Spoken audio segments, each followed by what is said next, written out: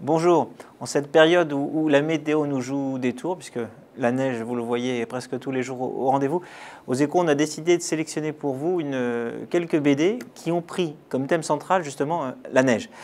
Alors c'est à lire soit au coin du feu pendant les vacances au ski, soit à Paris ou ailleurs avec le mauvais temps qui nous entoure. La neige a toujours été un moteur assez vivace dans la bande dessinée. J'en ai retenu deux séries qui méritent à mon avis toute notre attention. La première c'est Asgard qui est sorti chez Dargaud. Le premier tome était sorti l'an dernier, le deuxième vient de sortir. Alors c'est l'histoire de qui? C'est l'histoire d'un infirme de naissance qui s'appelle Pied de Fer. Et c'est un super viking. Alors, ce n'est pas une BD super-héros, mais c'est une histoire un peu mythologique d'un super viking qui va venir, malgré son infirmité, essayer de sauver le peuple des vikings qui se retrouve à la merci d'un monstre, une sorte de Moby Dick. L'analogie avec Moby Dick est assez évidente. Voilà.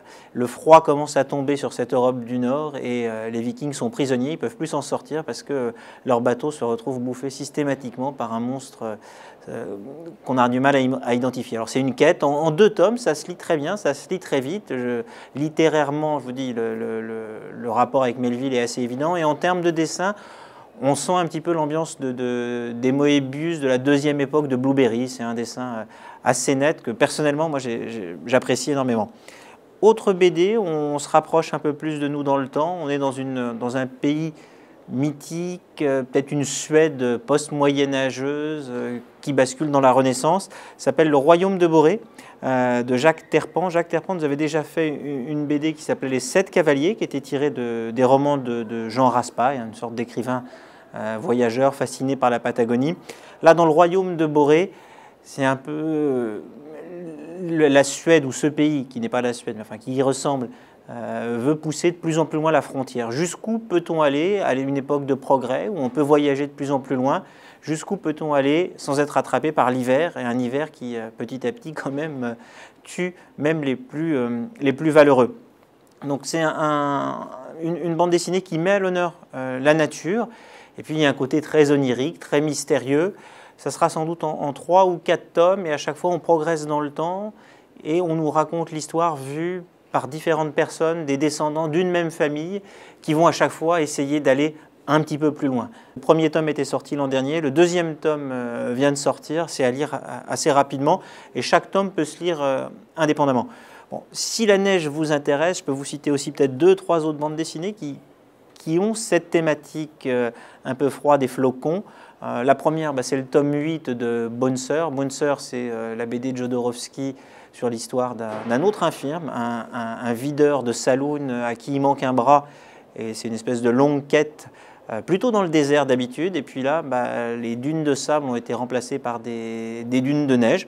Le tome 8 est sorti il y a quelques temps. Pour ceux qui sont plus passionnés d'alpinisme et d'un dessin vraiment pratiquement comme des tableaux, il y a un petit génie du graphisme qui s'appelle Nicolas Debon et qui avait sorti l'an dernier une bande dessinée qui était un hommage aux pionniers de l'alpinisme et qui s'appelait L'invention du vide. Les dessins sont vraiment magnifiques, on sent que c'est très léché. Enfin, on ressent le vide rien qu'en regardant ces dessins, la montagne, le ciel, toutes les couleurs se mélangent un petit peu.